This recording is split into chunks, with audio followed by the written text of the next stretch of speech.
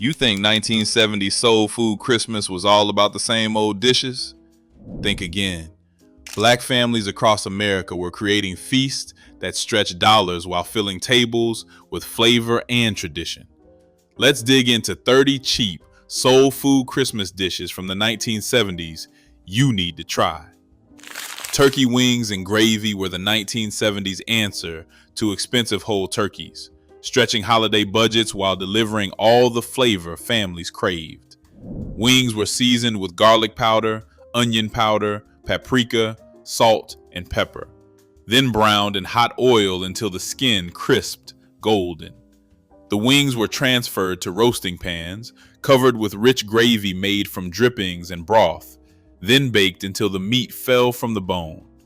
Mothers bought wings by the flat since they cost a fraction of whole birds, yet fed families generously. The gravy soaked into rice or dressing, making every bite feel like celebration.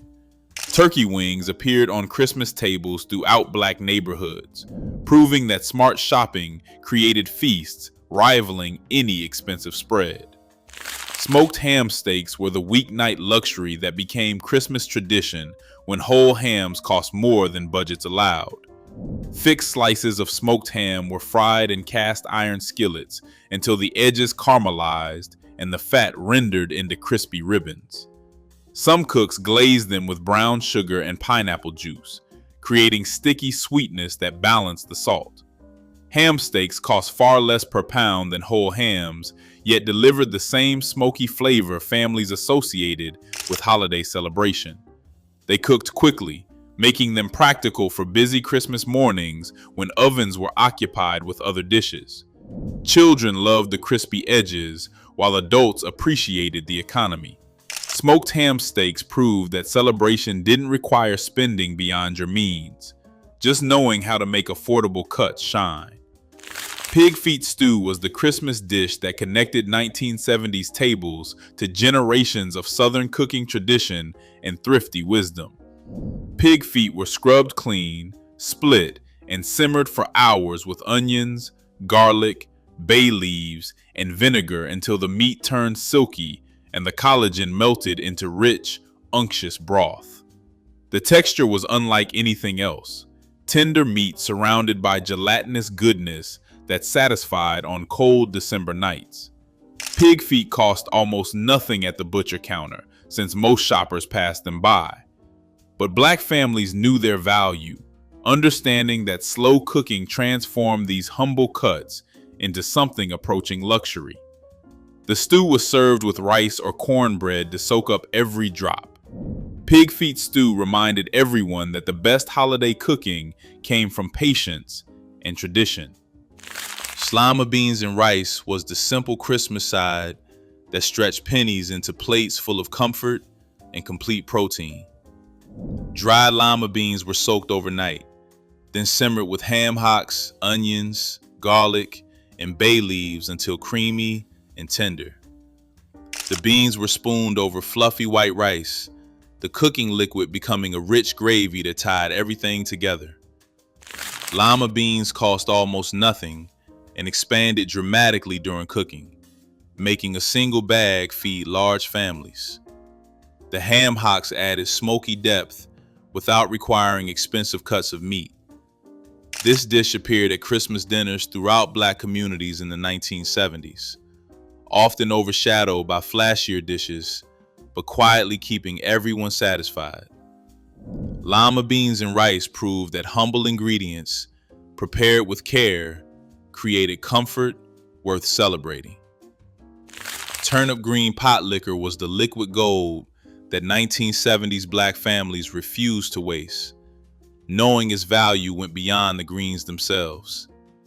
After turnip greens simmered for hours with smoked meat, the remaining broth held vitamins, minerals, and deep savory flavor. Some families sipped it straight from cups, while others soaked cornbread in bowls of the greenish liquid.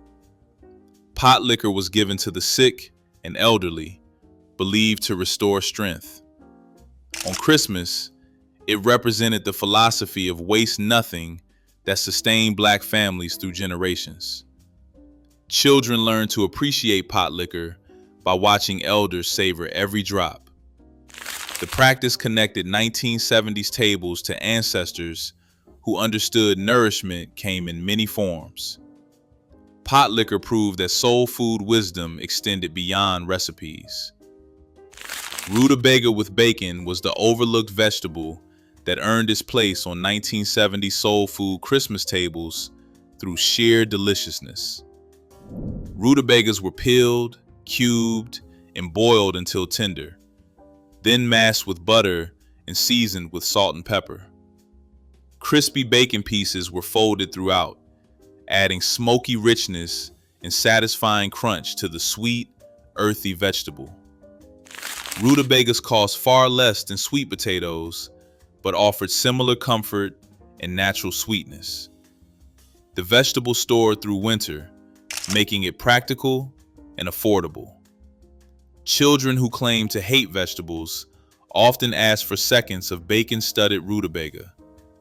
The dish proved that creativity with humble ingredients could create new traditions worth continuing. Rutabaga with bacon showed that 1970s soul food embraced innovation alongside heritage. Fried okra with tomatoes was the summer garden dish that appeared on Christmas tables when families preserved their harvests to last through winter. Okra was sliced, dredged in seasoned cornmeal, and fried until crispy before being combined with stewed tomatoes seasoned with onion and pepper. The combination balanced the okra's texture with tomato acidity, while the cornmeal added satisfying crunch. Families who grew their own okra and tomatoes made this dish for almost nothing. It connected Christmas celebrations to summer gardens and the work of putting food by. Fried okra with tomatoes represented the cycle of seasons that shaped soul food traditions. The dish proved that Christmas abundance came from year-round planning. 7-layer salad was the 1970s potluck sensation that appeared at Black Christmas gatherings with dramatic layers visible through glass bowls. Iceberg lettuce formed the base, followed by layers of peas, celery, onions, cheese, bacon, and thick mayonnaise dressing on top. The salad was assembled hours ahead, allowing flavors to meld while the dressing sealed everything. Each serving scooped through all 7 layers, delivering crunch, creaminess, and variety in every bite. The dish was affordable since lettuce and frozen peas cost little, while the presentation made it feel special. 7-layer salad showed up at church dinners and family gatherings throughout the 1970s. The salad proved that soul food traditions could embrace new ideas while maintaining communal spirit. Watergate salad was the mysterious green dessert that swept through Black churches and family reunions during the 1970s Christmas season. Pistachio pudding mix was combined with crushed pineapple, miniature marshmallows, pecans, and whipped topping, creating fluffy sweetness unlike traditional soul food. Nobody knew exactly why it was called Watergate, but everyone agreed it was delicious and easy to make. The pale green color made it festive, and children loved its texture. All ingredients came from cans and boxes, making it affordable during busy holidays. Watergate salad represented the 1970s embrace of convenience while maintaining communal sharing spirit. The salad proved that Black Christmas tables welcomed new traditions alongside cherished old ones. Congealed cranberry salad was the jiggly showpiece that graced 1970s soul food Christmas tables with festive red color and tang. Cranberry sauce was mixed with flavored gelatin, crushed pineapple, celery, and pecans, then poured into molds and chilled until firm. The unmolded salad wobbled dramatically when carried to the table, drawing attention from guests. The combination of tart cranberries with sweet gelatin created complexity that cut through rich meats. Canned cranberry sauce cost little and stretched further when combined with other ingredients. The mold could be made days ahead, freeing oven space on Christmas.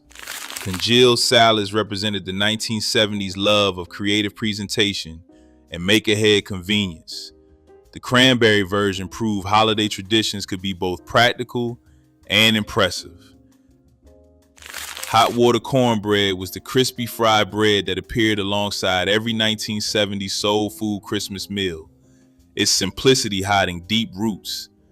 Cornmeal was mixed with boiling water and salt until it formed thick batter, then shaped into patties and fried until golden and crunchy. The exterior shattered while the interior stayed dense, perfect for soaking up potlikker and gravies. Hot water cornbread required no eggs, milk, or leavening, making it affordable when budgets were tight. The technique came from African and Native American traditions passed through generations. Each family had preferred shapes, some making thin crisps, while others preferred thick pomes. Hot water cornbread proved that the simplest recipes often held the deepest heritage. Corn pudding was the creamy casserole that transformed humble canned corn into something decadent on 1970s Christmas tables. Cream-style corn was mixed with eggs, milk, butter, sugar, and flour, then baked until puffed and golden with caramelized edges. The texture fell between custard and souffle, sweet enough to almost pass for dessert, yet savory enough to accompany meats. Corn pudding cost little since canned corn was cheap and other ingredients were pantry staples. It could be assembled quickly and baked while other dishes finished. Children loved its sweetness while adults appreciated how it complemented ham and turkey. Corn pudding appeared at church potlucks and family dinners throughout the South. The dish proved that convenience ingredients could create something celebratory. And tomato pie was the savory summer dish that earned its way onto 1970s Christmas tables when families used home canned tomatoes preserved from gardens. A pre-baked pie crust was layered with thick tomato slices, fresh basil when available, and generous amounts of shredded cheese mixed with mayonnaise. The pie baked until bubbly and golden, its aroma filling kitchens with the promise of tangy, cheesy goodness. Each slice revealed layers of red tomato against creamy cheese topping. Tomato pie cost almost nothing when tomatoes came from jars families had put up themselves during summer. It provided vegetable dish and comfort food in one, satisfying both practical and indulgent needs. The pie connected winter celebrations to summer abundance. Tomato pie proved that preserving the harvest paid dividends at Christmas. Sakatumi cake was the 1970s phenomenon that became mandatory at Black Christmas gatherings, its cinnamon swirl and rich glaze making it irresistible. Yellow cake mix was enriched with sour cream, oil, and eggs, then layered with brown sugar, cinnamon, and pecans before baking into moist perfection. The cake earned its playful name from the popular comedy catchphrase, and saying it while serving became part of the fun. A simple glaze of powdered sugar and milk drizzled over the finished cake added sweetness and shine. The recipe appeared in church cookbooks and was passed between neighbors on index cards. Sakatumi cake proved that box mixes could be transformed into something special with clever additions. The cake represented 1970s creativity and community in every slice. 7-Up cake was the moist pound cake that used lemon lime soda as its secret ingredient, creating tender crumb and subtle citrus flavor. Butter, sugar, and eggs were creamed together, then flour and 7-Up were added alternately until the batter turned smooth and light. The soda's carbonation made the cake rise beautifully, while its citrus notes perfumed each slice. Baked in a bundt pan and glazed with powdered sugar icing, the cake looked impressive enough for any Christmas table. The recipe spread through Black communities via word of mouth, each baker adding personal touches. Some added lemon extract for brighter flavor, while others kept it simple. 7-Up cake proved that ingenuity with everyday ingredients created memorable desserts. The cake became a 1970s classic that families still request today. Lemon pound cake was the dense, buttery classic that anchored dessert tables at 1970s soul food Christmas celebrations with bright citrus punch. Real butter was creamed with sugar until fluffy, then eggs were added one at a time before flour and lemon juice joined the batter. The cake baked slowly until golden, its crust developing crunch while the interior stayed moist. Fresh lemon zest delivered fragrance that filled kitchens. Some bakers poked holes in the warm cake and poured lemon syrup through for extra moisture. Pound cake kept well for days, improving as flavors melded. Lemon pound cake proved that classic techniques with quality ingredients created timeless results. The cake represented the pride Black bakers took in perfecting recipes. German chocolate cake was the towering showpiece that appeared at 1970s Black Christmas gatherings, its coconut pecan frosting making it unforgettable. The chocolate cake layers were rich but not too sweet, providing perfect backdrop for the sticky, chunky frosting. The frosting was cooked on the stove top, combining evaporated milk, sugar, egg yolks, butter, vanilla, coconut, and pecans into caramel-colored deliciousness. Assembling the cake took patience, spreading frosting between layers and on top, while leaving the sides bare to show the dark chocolate. German chocolate cake required more effort than everyday desserts, which made it appropriate for special occasions. The cake proved that Christmas deserved extra effort in the kitchen. Families remembered who made the best version and requested it year after year. Pineapple upside down cake was the retro showstopper that emerged from cast iron skillets onto 1970s Christmas dessert tables with glistening caramelized fruit. Brown sugar and butter melted together in the skillet, then pineapple rings and maraschino cherries were arranged in the sticky mixture before batter was poured over top. After baking, the cake was flipped dramatically, revealing golden fruit embedded in caramel glaze. The presentation never failed to impress guests who watched the unveiling. Canned pineapple rings and cherries cost little, yet created stunning visual impact. The cake tasted of tropical sweetness, balanced by buttery richness. Pineapple upside down cake represented the 1970s love of dramatic presentation. The recipe proved that affordable ingredients could create celebration-worthy results. Chess pie was the simple custard dessert that proved 1970s Black bakers could create magic from nothing more than pantry staples. Sugar, butter, eggs, and a splash of vinegar or buttermilk, the filling was poured into homemade or store-bought crusts and baked until just set, its top developing characteristic golden crust. Chess pie required no fruit, nuts, or fancy ingredients, yet delivered satisfaction that rivaled complex desserts.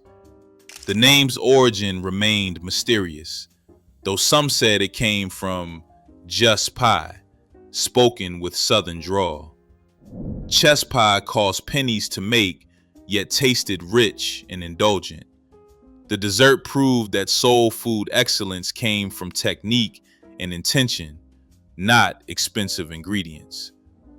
Egg custard pie was the silky dessert that proved 1970s Black bakers could transform basic ingredients into something elegant. Eggs, sugar, milk, vanilla, and nutmeg were whisked together and poured into unbaked pie crust, then baked low and slow until the filling just set with barely a jiggle. The top developed golden color while the interior stayed creamy and delicate. Egg custard pie required careful timing since overbaking turned the silky filling rubbery. Mothers learned the technique from their mothers, passing down the feel for doneness that no recipe could capture. The pie cost almost nothing, yet tasted luxurious, satisfying sweet cravings without expensive ingredients. Egg custard pie proved that mastery of basics created desserts worth celebrating. Blackberry cobbler was the summer dessert that appeared on 1970s Christmas tables when families preserved wild berries picked from roadsides and fence lines. Blackberries were sweetened and thickened slightly, then topped with biscuit dough or batter before baking until bubbling and golden. The fruit turned jammy while the topping crisped and absorbed berry juices at the edges. Families who picked and preserved their own berries made this dessert for almost nothing beyond sugar and flour. Blackberry cobbler connected Christmas celebrations to summer foraging traditions that sustained communities for generations. Served warm with ice cream or cold cream, it reminded everyone that abundance came from knowing the land. The cobbler proved that preserved summer bounty could brighten even the darkest winter days. Apple Brown Betty was the thrifty dessert that turned stale bread and affordable apples into bubbling comfort on 1970s Christmas tables. Layers of buttered bread cubes alternated with sliced apples seasoned with cinnamon, nutmeg, and brown sugar, then baked until the top crisped and the apples softened. The bread absorbed apple juices while developing crunchy edges that contrasted with tender fruit. Brown Betty cost far less than pie, since it required no special crust making skills and used bread that might otherwise go to waste. The dish came together quickly, making it practical for busy holiday cooking. Children loved its sweetness, while adults appreciated the warm spices. Apple Brown Betty proved that resourcefulness created desserts every bit as satisfying as fancy alternatives. Boiled custard was the drinkable dessert that appeared at 1970s Black Christmas gatherings, served in cups and sipped like liquid comfort. Milk, eggs, sugar, and vanilla were cooked slowly on the stovetop, stirred constantly until the mixture thickened enough to coat a spoon. The custard was chilled and served cold, its richness falling somewhere between eggnog and melted ice cream. Making boiled custard required patience and attention, since the eggs could scramble if heated too quickly. Grandmothers passed down the technique, teaching younger cooks to feel when the custard reached perfect consistency. The drink cost little, yet tasted indulgent, providing festive refreshment without alcohol. Boiled custard proved that simple traditions carried forward created connection between generations. Ambrosia was the fruit salad that graced every 1970s Black Christmas table, its combination of citrus, coconut, and marshmallows creating festive sweetness. Mandarin oranges, pineapple chunks, coconut, marshmallows, and sometimes cherries were folded together with sour cream or whipped topping. The mixture was chilled until flavors melded and marshmallows softened. Ambrosia cost little since all ingredients came from cans and bags at any grocery store. Children loved its sweetness and the treasure hunt of finding favorite pieces. The dish required no cooking, making it ideal for busy holiday preparation. Ambrosia represented the 1970s embrace of convenient ingredients assembled with care. The salad proved that simple combinations created beloved traditions. Fruit cocktail cake was the easy dessert that turned canned fruit into moist celebration on 1970s Christmas tables throughout Black communities. Yellow cake batter was mixed with an entire can of fruit cocktail, juice and all, then baked until golden and topped with broiled coconut frosting. The fruit distributed throughout the cake, adding moisture and bursts of sweetness in every slice. The recipe appeared in church cookbooks and community recipe collections, passed between neighbors who appreciated its simplicity. Fruit cocktail cake required no special skills or expensive ingredients, just a box of cake mix and pantry staples. Children loved finding fruit pieces, while adults appreciated how quickly it came together. The cake proved that convenience and deliciousness could coexist beautifully.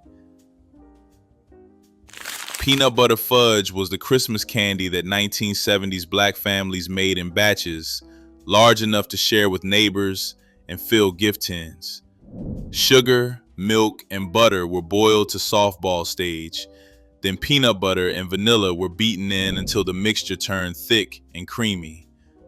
Poured into buttered pans and scored while still warm, the fudge set into squares that satisfied both sweet and salty cravings. Peanut butter cost less than chocolate, while delivering protein and richness that made small pieces surprisingly filling. The candy kept well, lasting through the holiday season when stored properly. Making fudge became a family activity, with children watching for the right consistency. Peanut butter fudge proved that homemade candy created memories store-bought versions never could. Divinity candy was the cloud-like confection that appeared at 1970s Black Christmas gatherings when the weather cooperated and humidity stayed low. Sugar syrup was boiled to hardball stage, then slowly poured into beaten egg whites while mixing continuously until the candy turned glossy and held its shape. Spoonfuls were dropped onto wax paper where they set into pillowy mounds. Pecans were often pressed into tops for crunch. Divinity required patience in dry weather since humidity prevented proper setting, making successful batches feel like small victories. The candy looked elegant enough for any gift box, despite costing almost nothing. Divinity proved that technique and timing created confections rivaling expensive store-bought treats. Bourbon balls were the adult Christmas treat that appeared at 1970s Black holiday gatherings, their boozy sweetness reserved for grown-up palates. Crushed vanilla wafers were mixed with powdered sugar, cocoa, corn syrup, chopped pecans, and bourbon, then rolled into small balls and coated with more powdered sugar. The confections improved with age as flavors melded, making them ideal for preparing ahead. Bourbon balls required no cooking and came together quickly once ingredients were assembled. They appeared on crystal plates at parties, their presence signaling that the gathering was for adults. The recipe traveled through communities on handwritten cards, each family adjusting bourbon levels to taste. Bourbon balls proved that Christmas treats could be sophisticated without being complicated. Rum cake was the boozy bunt that became a 1970s Black Christmas sensation. Its tender crumb soaked with buttery rum glaze.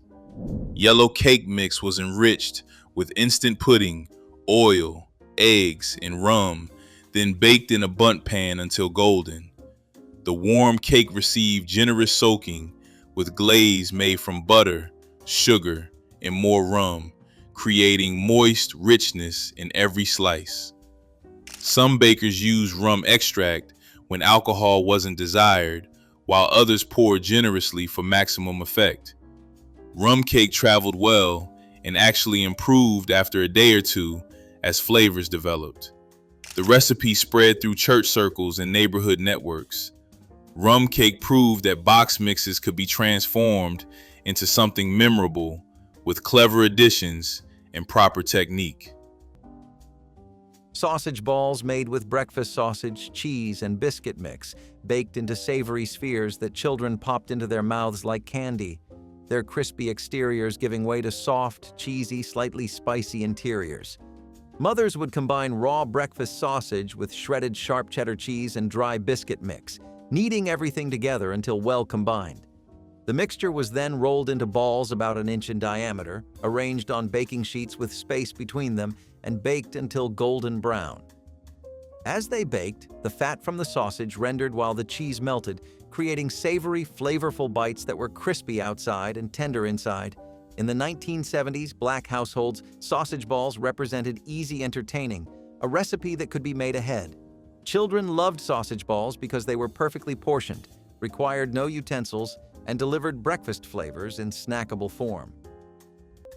Fruitcake soaked in rum was the Christmas tradition that separated good fruitcake from the jokes everyone made about bad fruitcake. Black mothers started this cake in November, giving it time to age properly. The cake was dense with candied fruit, cherries, pineapple, citrus peel, and chopped pecans, bound together with spiced batter. The secret was soaking the fruit in rum for a week before baking, letting it plump and absorb alcohol. After baking, the cake was wrapped in rum-soaked cheesecloth, then wrapped again in foil and stored in a tin. Every week until Christmas, the cloth was unwrapped and more rum was brushed over the cake, building flavor and moisture. By Christmas, the cake was dark, dense, and intensely flavored, nothing like the dry, tasteless versions people complained about. It was sliced thin and served with coffee, a little piece going a long way. The weekly rum basting stayed secret because it required patience and attention that most people wouldn't commit to. Chitterlings, known lovingly as chitlins, were not for the faint of heart, but for those who knew the value of patience and pride. These were the cleaned and boiled intestines of the hog, cooked down for hours until tender and fragrant. What some saw as scraps, others turned into delicacy, a meal shared on holidays to honor endurance itself. Preparing chitlins was an act of devotion, from the endless washing to the slow simmer with onions, vinegar, and spice. They filled homes with a smell that spoke of both hardship and heritage, a reminder that survival had its own flavor. Served with hot sauce and cornbread, they were more than food. They were history in a pot. On Christmas tables across the South, chitlins weren't just eaten, they were respected, a symbol of making beauty from what others cast aside. Mustard greens with ham hocks delivered bitter, peppery flavors that balanced the smoky pork perfectly while providing vitamins and minerals essential for health and sustained well-being. The greens were cleaned thoroughly, then cooked low and slow with ham hocks, onions, vinegar, and hot sauce until tender, but still maintaining some texture throughout. The bitterness mellowed during cooking, balanced by the pork's saltiness and the vinegar's tang, creating complex flavors that developed over hours of patient simmering. The potlikker was considered especially valuable, packed with vitamins leached from the greens and rich with pork flavor worth savoring. Families served this with cornbread and hot sauce, with children learning to appreciate the bitter notes that many initially resisted eating. In the 1970s, mustard greens grew easily in southern gardens and could be purchased cheaply at markets when homegrown weren't available for picking. Mustard greens with ham hocks represented Southern cooking wisdom, showing how proper preparation made even bitter vegetables into food people actually wanted to eat. Fried fatback with gravy was the breakfast that started Christmas morning with sizzle and salt. Thin strips of cured pork belly were fried until crisp, their edges curling in the hot skillet. The drippings were saved, always saved, and whisked with flour and milk to make a rich, creamy gravy poured over biscuits or rice. It was the taste of indulgence in a world that rarely offered much of it. The crackle of the fatback and the smell of the gravy meant that Christmas had truly begun. Children gathered close, watching the pan and waiting for their turn, while grown folks shared stories of the year gone by. Fatback might have been scraps to some, but to those who knew its worth, it was a feast in itself. Every crisp bite and creamy spoonful told a story of pride, patience, and Southern ingenuity. Hot wassail with spices was the Christmas drink that kept a pot simmering on the stove throughout the holidays. Black mothers made this with apple cider, orange juice, lemon juice, and the secret spice blend: whole cloves, cinnamon sticks, allspice berries, and star anise tied in cheesecloth. The mixture simmered for hours, filling the house with smell that announced Christmas more than any decoration could. The secret addition was cranberry juice and a splash of rum or brandy that added complexity without making it boozy. The wassail was served in mugs to guests who dropped by, to children coming in from playing in snow, to adults gathered around the tree. Each mug was garnished with an orange slice studded with cloves. The spice blend and cranberry addition stayed secret because these created depth that plain apple cider couldn't match. Mothers kept the pot going from Christmas Eve through New Year's Day. Cheese ball rolled in pecans sat proudly on serving platters surrounded by crackers, its cream cheese base mixed with cheddar, green onions, and seasonings before being shaped into a perfect sphere and coated with chopped pecans. Aunties would soften cream cheese and mix it with shredded sharp cheddar, finely chopped green onions, Worcestershire sauce, garlic powder, and sometimes hot sauce for complexity. The mixture was then shaped into a ball or log, wrapped in plastic, and chilled until firm enough to handle. Just before serving, the cheese ball was rolled in finely chopped pecans that created a crunchy, nutty coating contrasting beautifully with the creamy interior. In 1970s Black households, cheese balls represented sophistication and effort, centerpieces of appetizer spreads that showed guests the host had put thought into the gathering. Children loved them because they could spread the cheese themselves onto crackers, feeling grown up and independent. Lady Baltimore cake was the white cake that appeared at the fanciest Christmas celebrations. Black mothers baked 3 white cake layers flavored with almond extract, then made boiled frosting beaten to stiff peaks. The secret was the filling, chopped pecans, raisins, and figs folded into frosting with brandy and orange zest. The filling was spread thick between layers, while plain frosting covered the outside. The cake was ethereally light, its white exterior hiding the rich, fruity filling inside. It was served on crystal cake stands at Christmas tea parties and after church gatherings. The cake represented elegance and the aspiration to refinement that many Black families valued. Making it required skill. The cake layers had to be tender without being fragile. The frosting had to be beaten to exact consistency. The brandy and orange zest additions stayed secret because these made the filling complex rather than just sweet. Cane syrup popcorn balls were Christmas joy shaped by hand, sweet and sticky in a world where candy was rare and store-bought treats were out of reach. They began with plain popcorn, popped over a hot stove in iron pots that rattled and hissed as kernels burst to life. Each bowl of white puffed corn waited for its golden crown, warm cane syrup poured in slow ribbons, coating every piece until the air smelled of caramel and smoke.